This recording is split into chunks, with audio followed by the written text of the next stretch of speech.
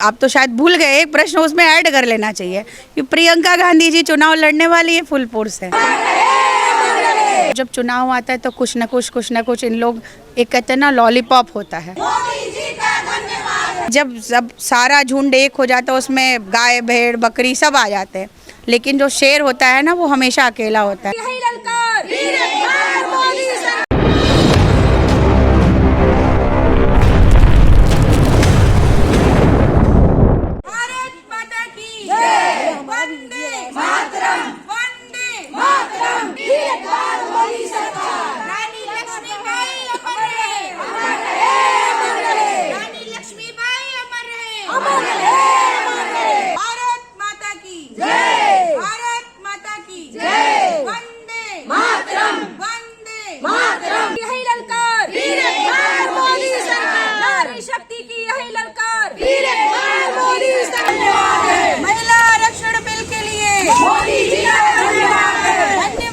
आज यहाँ पे रानी लक्ष्मीबाई जन्मस्थली पे नारी शक्ति वंदन यात्रा के निमित्त कार्यक्रम रखा गया है, जिसमें हम सब बहनें अभी पत्रक वगैरह हर घर संपर्क करेंगे, वितरण करेंगे। धन्यवाद मोदी जी, उस पर लिखा है धन्यवाद मोदी जी। तो कहीं ना कहीं जब प्रधानमंत्री जी ने इस प्रकार का काम किया है तो उनको धन्यवाद बनना हमारी बहनों का भी एक जिम्मेदारी बनती है कि जब हमारा मुखिया हमारे लिए सोचता है तो हम बहनों का भी हक है कि हम उनके लिए सोचें। देखिए, पसीना बहाना और जन जन तक पहुंचना, हर एक बहन के बारे में चिंता करना, ये दोनों एक अलग विषय है।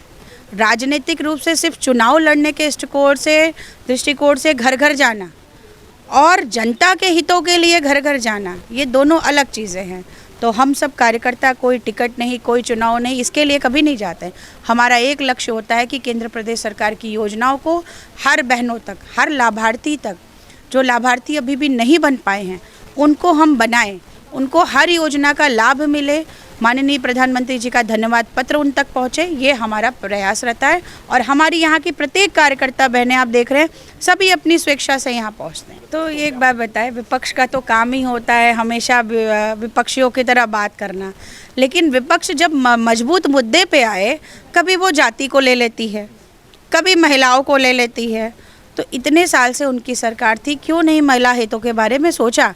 ये आरक्षण तो जैसा कि उन्होंने कहा कि राजीव गांधी जी और इन लोगों की पहल थी, तो क्यों नहीं लागू करा दिया, क्यों नहीं मोहर लगवा दी? ये इतने साल तक क्यों बंद पिटारे में था? आज ही क्यों प्रधानमंत्री जी आए तो उनको याद आया? तो इस बारे में विपक्ष को भी एक बार विचार करना चाहिए। आइए हम सब एक है, स्वागत करिए, एक साथ चलिए, देश को एक मजबूत सरकार मिलनी चाहिए। तो ये बताइए, जब चुनाव आता है तो कुछ न कुछ इन लोग एक कहते हैं ना लॉलीपॉप होता है, तो ये लोग देते रहते हैं। घोषणाएं करना, हमारी सरकार घोषणा भी करती है, उस पर मोहर भी लगाती है और हर एक व्यक्ति तक पहुंचाती भी है। और विपक्ष क्या करता है आप हमेशा देखते हैं। मैं ज़्यादा नहीं बता सकती, क्यों बताना चाहूँगी भी, लेकिन आप लोग को जानकारी भी है। आप लोग स्वयं घर घर मतलब जब आप निकलते हैं ग्राउंड पे, आप जाते हैं, जनता से भी आप लोगों की मुलाकात होती है। लेकिन जब मुलाकात होती, कभी आप एक सामान्य महिला से मिलिए और उनसे पूछिए कि आगे प्रधानमंत्री कौन होना चाहिए। आपने देखा अभी कुछ बहनों ने, यहाँ सामाजिक बहन है, वो हाउसवाइफ हैं, लेकिन उन्होंने क्या कहा, बार बार मोदी सरकार। क्यों? क्योंकि कहीं ना कहीं उनको मोदी जी के रहते हुए एक सुरक्षित कहते हैं ना स्वावलंबन, हर प्रकार से बहनों को एक सिक्योरिटी मिलती है। तो क्यों ना ऐसी सरकार को हम माने। देखिए, चुनावी जुमला तो इन लोग का हमेशा का रहता है। अभी तो जैसे कि आप तो शायद भूल गए, एक प्रश्न उसमें ऐड कर लेना चाहिए कि प्रियंका गांधी जी चुनाव लड़ने वाली है फुल फोर्स है। कभी यहाँ से चुनाव लड़े, आप आइए ना, मैं तो कह रही हूँ आइए काशी। माननीय प्रधानमंत्री जी चुनाव लड़ते हैं, प्रधानमंत्री जी चुनाव क्या लड़ते हैं, हमारे कार्यकर्ता उनके लिए चुनाव लड़ते हैं और सभी बहनें उनके लिए एकजुट होकर लगती हैं। तो मैं तो बुला रही हूँ, आप आइए ना, आपका स्वागत है। और स्वागत है, मुद्दों पे आइए, जनता के हितों के लिए आइए, लेकिन वो खानदानी वो परिक्रमा और खानदानी चीज़ें मत चलाइए। देखिए, मुझे बहुत शेर व शायरी और इस तरीके की चीज़ें तो नहीं आती, लेकिन कहूँगी ना कि जब सारा झुंड एक हो जाता है उसमें गाय भेड़ बकरी सब आ जाते हैं, लेकिन जो शेर होता है ना वो हमेशा अकेला होता है।